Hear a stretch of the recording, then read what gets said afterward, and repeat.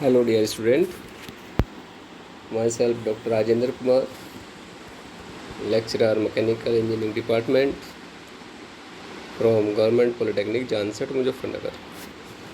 Okay dear students, आज जो हमें डिस्कस करना है वो टॉपिक है डिफरेंशियल व्हील एंड एक्सल, है ना। Differential wheel and axle and screw jack, ठीक है। तो डिफरेंशियल व्हील एंड एक्सल के बारे में हम लोगों ने डिस्कस किया ही था कि एक्सल क्या होता है, व्हील क्या होता है लास्ट लेक्चर में। तो डिफरेंशियल व्हील एंड एक्सल क्या है? Differential wheel and axle, actually differential wheel and axle is nothing, it is the improvement in a simple wheel and axle. Okay, so जो डिफरेंशियल व्हील एंड एक्सल है, this is the improvement. जो आपका simple wheel and axle machine थी, उसी के अंदर इसने थोड़ा सा इम्प्रूवमेंट हुआ है, ठीक है।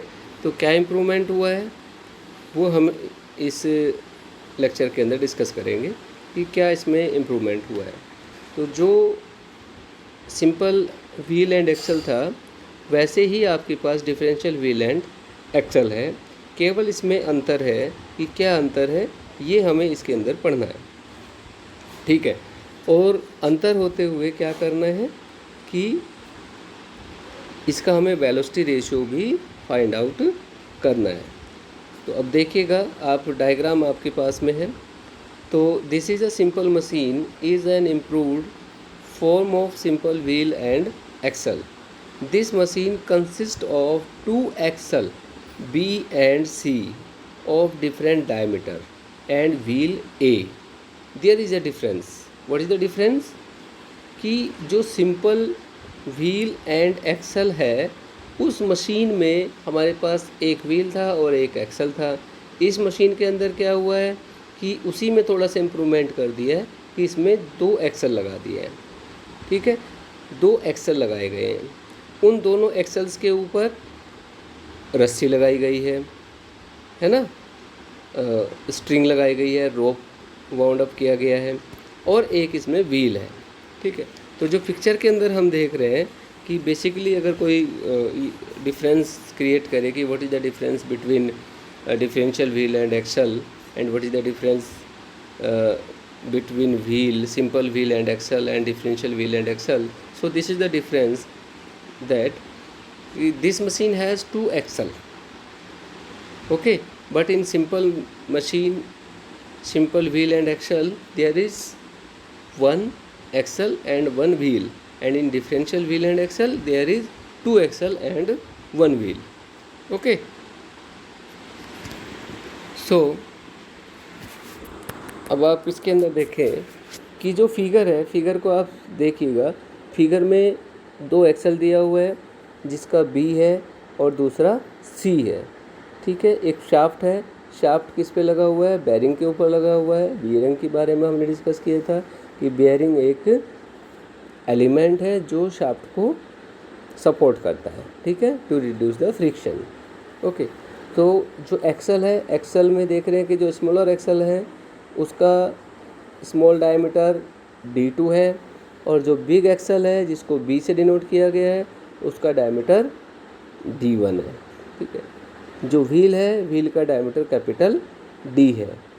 व्हील के ऊपर एक स्ट्रिंग लगा हुआ है, रस्सी लगा हुआ है, उस पर एक एंड उसका फिक्स है व्हील के अंदर, दूसरा एंड के ऊपर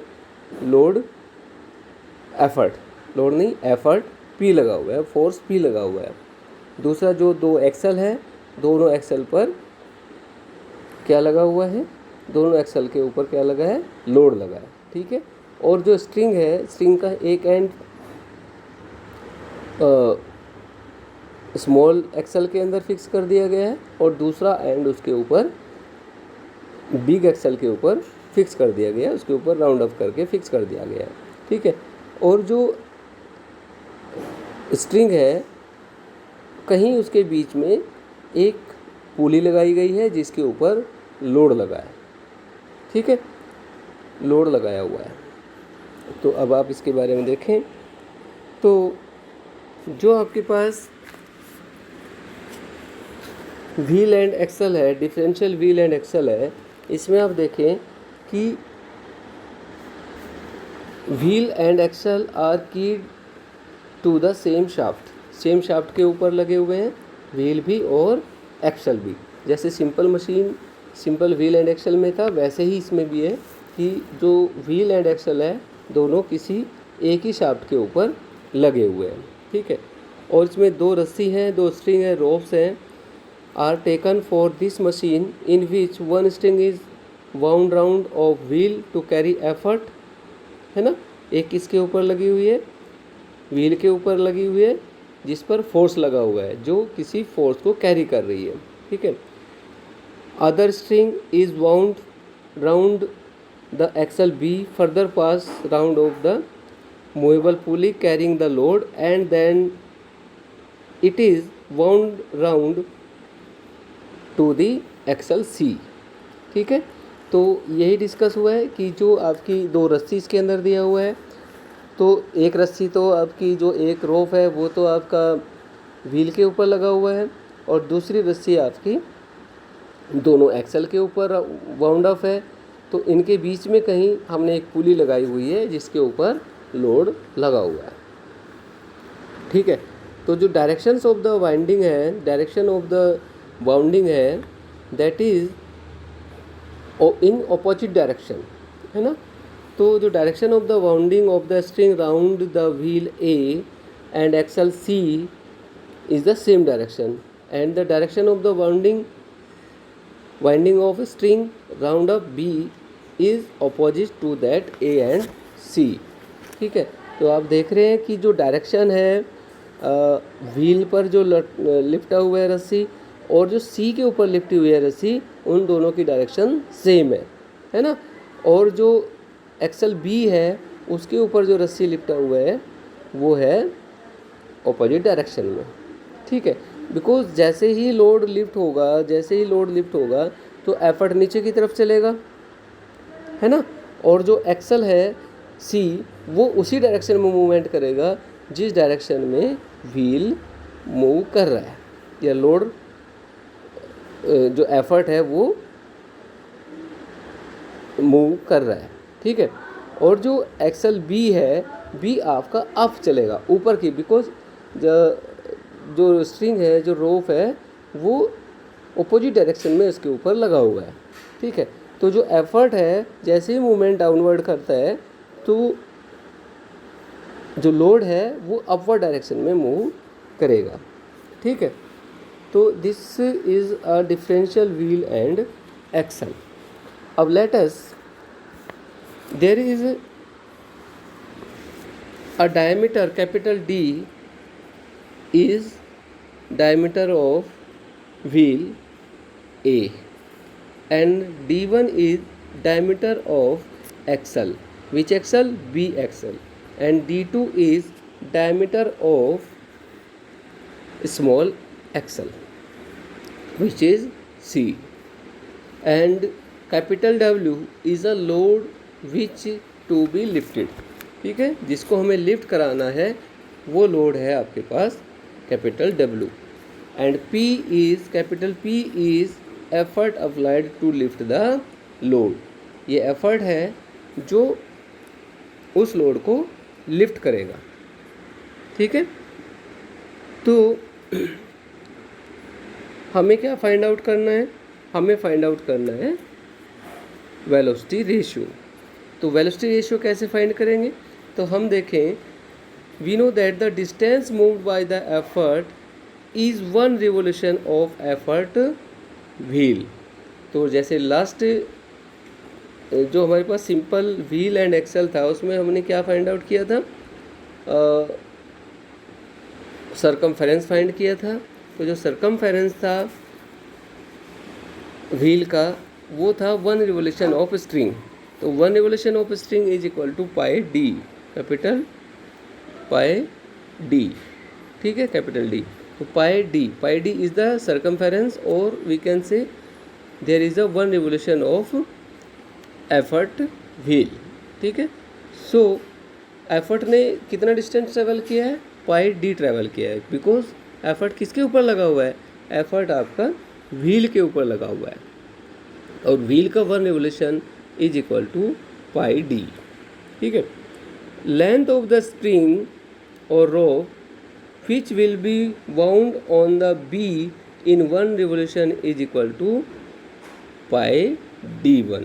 जो आपका एक्सल बिग एक्सल है, बिग एक्सल जिसको B से डिनोट किया गया है, उसका 1 रिवोल्यूशन कितना हो गया, पाई D1, बिकॉज उसका जो सरकमफेरेंस है वो कितना हो जाएगा, पाई D1 हो जाएगा। ठीक है। ऐसे ही जो length of the string, length of the rope which will be unbounded from the axle C in 1 revolution, this is pi D2। ठीक है। जो आपके पास सरकमफेरेंस है किसका, C जो स्मॉल एक्सल है उसका सरकमफेरेंस हो जाएगा पाई D2। ठीक है। तो the length of the string which will actually bound on the axle B in 1 revolution, this is equal to pi D1 minus pi D2, है ना, pi D1 minus pi D2। Actually जो string है वो C और B के ऊपर लिपटी हुई है, C और B के ऊपर बाउंड अप है। तो जो एक्चुअली B के ऊपर कितना रस्सी लिपटा हुआ है, बिकॉज उस पर व्हील रस्सी तो एक ही है, जो एक तरफ एक्सल B से लगी हुई है, एक तरफ एक्सल C से लगा हुआ है, और बीच में उसमें पुली लगा हुआ है। तो एक्चुअली कितना लेंथ जो है B के ऊपर राउंड अप है ना, कितना उसके ऊपर लिपटा हुआ है, बाउंड अप है, ये एक्सल B है। तो बैक एक्सल B के ऊपर जितनी रस्सी हमने लपेट रखी है वो कितनी है, this is the formula pi D1 minus pi D2 is equal to this.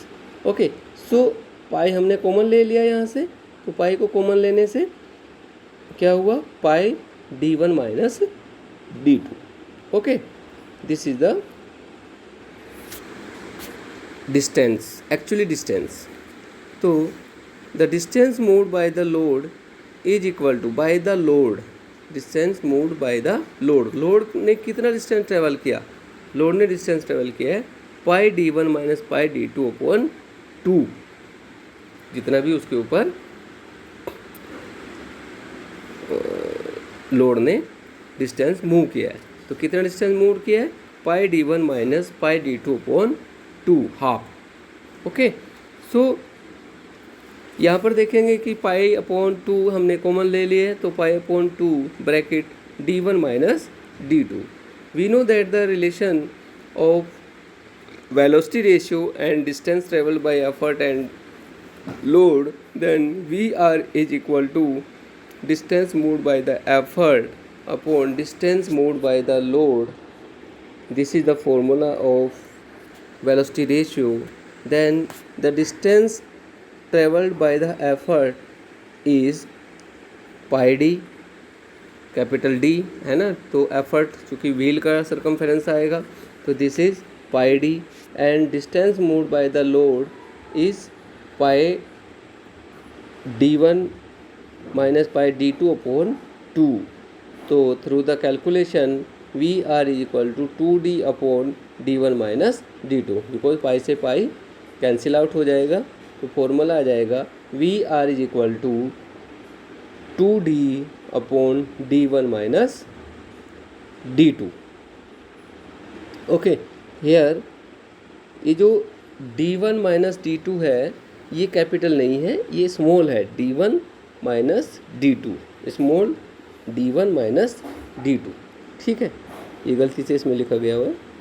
तो now in terms of radius velocity ratio is equal to 2R upon R1 minus R2, 2R upon R1 minus R2, where 2R, R is capital because the radius of wheel, and R1 is the radius of axle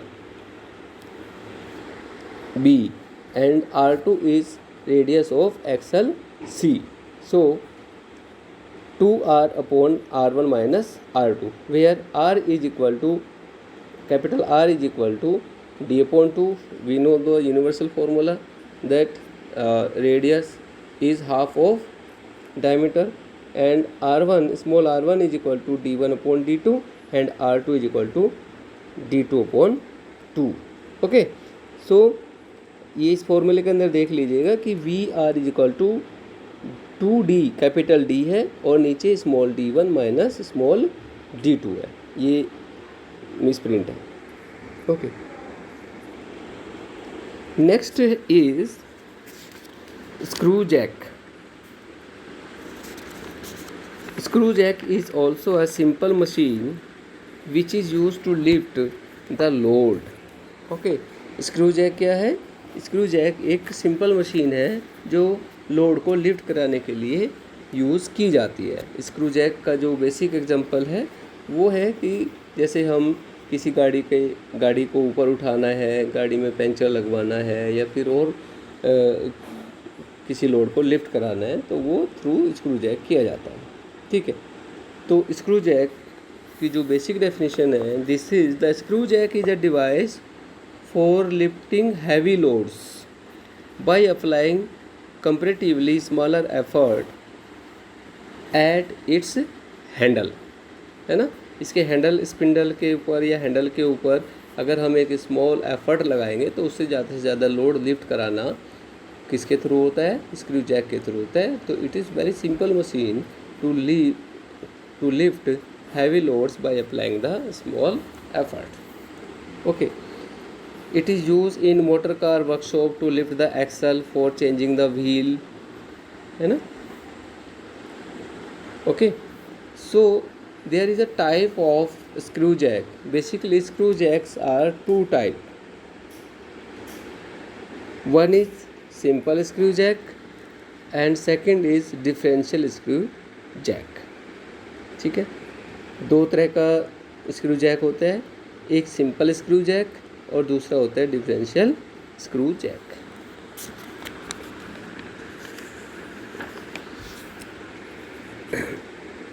next slide is simple screw jack. तो figure दिया हुआ है screw jack का. तो simple screw jack क्या होता है? ठीक है, simple screw jack. Simple screw jack का जो फिगर है इसमें दिया हुआ है कि एक स्क्रू है ना, एक स्ट्रक्चर दिया हुआ है जिसमें स्क्रू फिक्स किया हुआ है, इसमें स्क्रू पास होता है. ठीक है, स्क्रू के ऊपर क्या होते हैं? थ्रेड्स होते हैं. स्क्रू के ऊपर थ्रेड्स हैं, चूड़ियाँ कटी हुई हैं, और जिनका पिच जो है वो पी है. पिच क्या होता है? Pitch is a small distance between to threads, है ना. टू थ्रेड्स के बीच का जो स्मॉल डिस्टेंस है उसको पिच कहा जाता है. ठीक है, एक फ्रेम दिया हुआ है जिसको बॉडी कहा है. तो एक नट लगा हुआ है जिसके अंदर से स्क्रू को पास किया जाता है. ठीक है, इधर एक हैंडल है जिसके ऊपर लोड लगाया जाता है. इस हैंडल के थ्रू ही लोड लगा करके हम किसी भी लोड को लिफ्ट कराते हैं.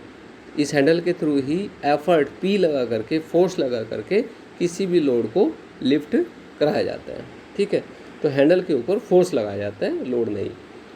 लोड को लिफ्ट कराने के लिए एफर्ट लगाया जाता है हैंडल के ऊपर. ठीक है, ऊपर है हेड ऑफ स्क्रू जिसके ऊपर लोड पुट किया जाएगा, लोड रखा जाएगा. ठीक है, तो कुछ टर्म्स हैं इसके अंदर कि जो आपका स्क्रू जैक है, सिंपल स्क्रू जैक है, it is consist of screw fitted in a nut. Okay, तो जो स्क्रू जैक है ये क्या है कि इसमें एक स्क्रू है जो नट के अंदर फिट किया जाता है. ठीक है, तो हम देख भी रहे हैं फिगर के अंदर कि एक नट है जिसमें से स्क्रू को पास किया हुआ है. तो it is consist of screw fitted in a nut. Okay, which forms a body of the jack. Nut कहाँ पर लगा हुआ है? जैक के फ्रेम के अंदर. ठीक है, बॉडी के अंदर. A handle is fitted to the head of the screw. एक हैंडल है जिसके ऊपर हमें फोर्स लगाना है टू लिफ्ट द लोड. तो वो कहाँ पर लगा हुआ है? हेड में लगा हुआ है. जैक के हेड में स्पिंडल लगा हुआ है, हैंडल लगा हुआ है. तो handle is fitted to the head of the screw. Okay, the load to be lifted is placed on the head of the screw. जिस लोड को हमें लिफ्ट कराना है वो कहाँ पर लगा हुआ है, वो रखा हुआ है हेड ऑफ द स्क्रू, है ना। जो स्क्रू जैक है उसके हेड के ऊपर लोड लगा हुआ है। And an effort P is applied at the end of the lever, at the end of the handle, at the end of the spindle to lift the load W। Okay, so this is the structure of the screw jack. तो ये clear हो गया है कि screw jack का जो structure है उसमें स्क्रू है हमारे पास, ठीक है, एक नट है, बॉडी के अंदर नट फिटेड है, उस बॉडी में से जहाँ पर नट फिटेड है वहाँ पर एक स्क्रू को पास किया जाता है, और जो हेड है उसके ऊपर लोड लगा हुआ है, और जो हैंडल है हैंडल के ऊपर एफर्ट लगा हुआ है, ठीक है। तो ये है आपके पास simple screw jack. And next slide is how we can find velocity ratio and mechanical advantage of screw jack. Simple here, there is the screw jack works on a principle of screw। जो screw jack है वो किसकी principal पे work करता है, किस सिद्धांत पे कार्य करता है, स्क्रू के सिद्धांत पे कार्य करता है, ठीक है। तो जो स्क्रू जैक है वो स्क्रू के प्रिंसिपल पर वर्क करता है। In one revolution of handle, screw rotates by one revolution, है ना। तो जैसे ही एक हम हैंडल के ऊपर एफर्ट लगाते हैं, एफर्ट अप्लाइड करते हैं, तो हैंडल पूरा एक रिवोल्यूशन हो जाता है। अब जैसे ही एक रिवोल्यूशन ऑफ हैंडल होता है तो स्क्रू का भी एक रिवोल्यूशन कंप्लीट हो जाता है, ठीक है। तो one revolution of handle screw rotate also by one revolution, clear है। देन लोड इज लिफ्टेड और raise equal to the pitch of the screw. Load कितना लिफ्ट होगा, जितना स्क्रू का पिच होगा। पिच हमने डिस्कस किया था अभी कि pitch is a distance between to threads, ठीक है। तो टू थ्रेड्स के बीच का जो डिस्टेंस है दिस इज पिच। तो लोड कितना होगा, लोड जो है हमारा कितना लिफ्ट होगा, लोड उतना ही लिफ्ट होगा जितना हमारा one revolution of screw rotate कर जाता है, या जितना उसका पिच होगा उतना ही लोड आपका लिफ्ट कर जाएगा, ठीक है। तो the load is lifted equal to the pitch of the screw. Let R is a length of the lever. जो लीवर है, जो आपका हैंडल है, मान लो कि उसकी लेंथ कैपिटल R है, बिकॉज वो एक सर्कमफेरेंस में ऐसे घूमता है, तो मान लो कि उसका डिस्टेंस जो है वो R है। क्योंकि एक राउंड शेप में ये मूव करेगा तो एक पूरा डायमीटर की तरह एक मूव करेगा, तो उसका रेडियस R है। तो हमने ले लिए कि capital R is the length of the lever और handle, okay. And pitch of the PE is equal to pitch of the screw, ठीक है। तो स्क्रू का जो पिच है वो क्या है, P है, हमने पहले डिस्कस किया है। Pitch is the centre to centre distance between two continuous threads, ठीक है। तो दो कंटिन्यूस थ्रेड्स हैं, उनके बीच का जो डिस्टेंस है, सेंटर टू सेंटर डिस्टेंस है, उसको हम पिच कहते हैं, ठीक है।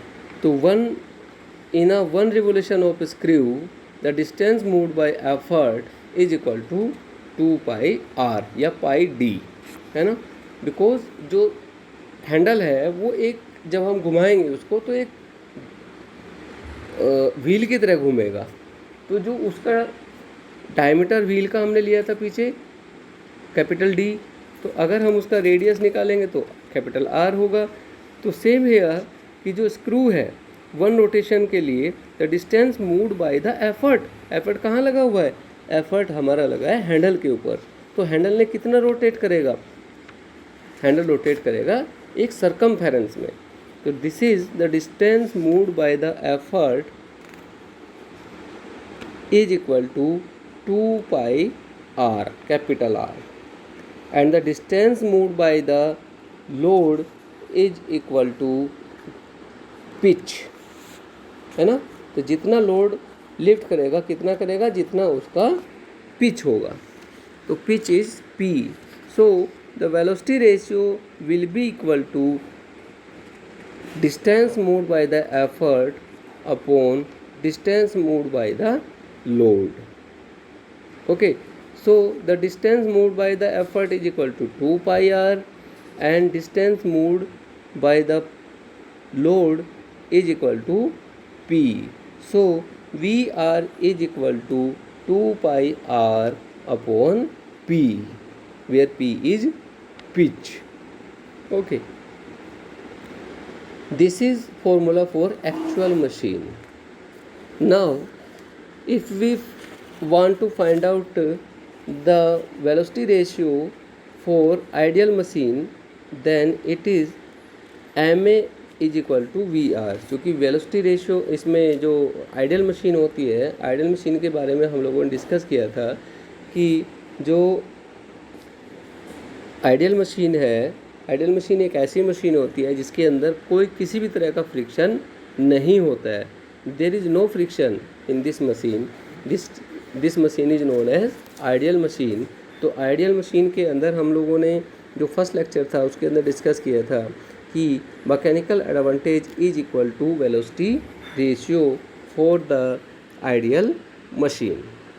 Okay, so here because we know that the velocity ratio is equal to 2 pi r upon p, so for the ideal machine will be equal to ma is equal to velocity ratio is equal to 2 pi r upon p.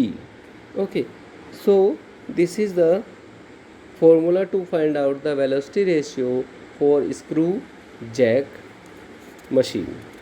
ठीक है, तो यहाँ पर बिल्कुल clear है कि जो screw Jack machine है उसका वेलोसिटी रेशियो निकालने के लिए, वेलोसिटी रेशियो फाइंड करने के लिए जो distance moved by effort is equal to 2 pi R and the distance moved by load is equal to pitch.